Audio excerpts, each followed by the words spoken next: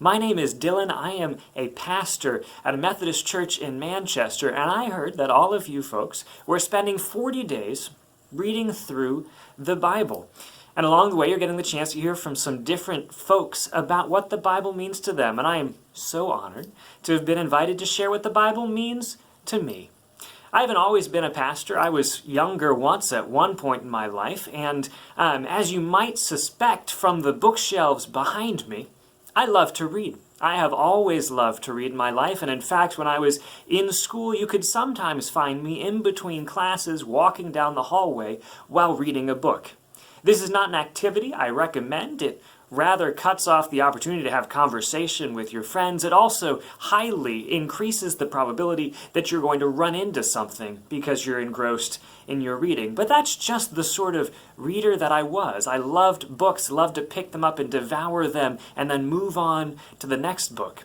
So it might make sense that along the way, having grown up in the church and around the faith, that I at one point thought I should read more of the Bible than I had a chance to read so far. And I decided what I would do is I would read the Bible from beginning to end, from Genesis to Revelation, from the front cover to the back cover. Now, there are a whole number of folks that have done this, and so I know it's a thing that can be done. But let me tell you what, I never made it. I never made it because nobody had ever stopped to tell me that they put some of the craziest bits of the Bible at the beginning. Jesus shows up like more than halfway through, and I knew most of his stories, and so I was pretty comfortable with them. But the stuff at the beginning, man, there are some bonkers things that happen in the Bible. And so I was reading along through Genesis, through Exodus, through Leviticus, and I just kept coming across stories and things that I didn't understand, and I built up a list of questions, things that just didn't make sense to me. And with this list of questions, I eventually went to a mentor who I had through the youth program through the church, and gave them this list of questions. I said, surely you must know all of this. You've read the Bible. You can answer all these questions for me. And they looked down the list and they said, well, for most of these, I just don't know.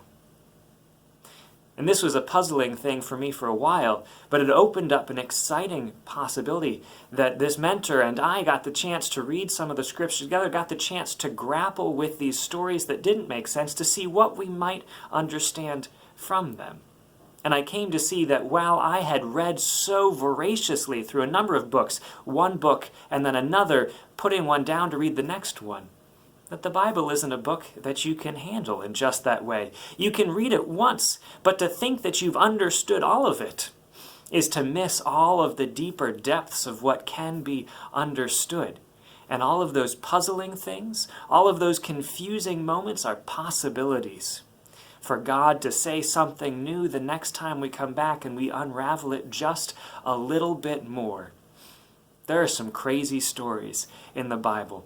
Crazy stories that don't make sense about confusing people, and yet throughout all of it, God is with all of the people in Scripture and with us still. And so I've been reading for a long time, and I've read the Bible, all different chunks of it, a whole bunch of times, and there's still more for me to learn, and I hope that's the experience you're having as well, to discover the depths of what God has to teach all of us, that we're never quite done learning, that in fact, God isn't done with me yet, or with all of you either. Oh, and that's a wonderful thing to know. Friends, I hope you enjoy your time reading through the Scripture this 40 days and for the rest of the days ahead. Thanks for letting me share a little bit with you today.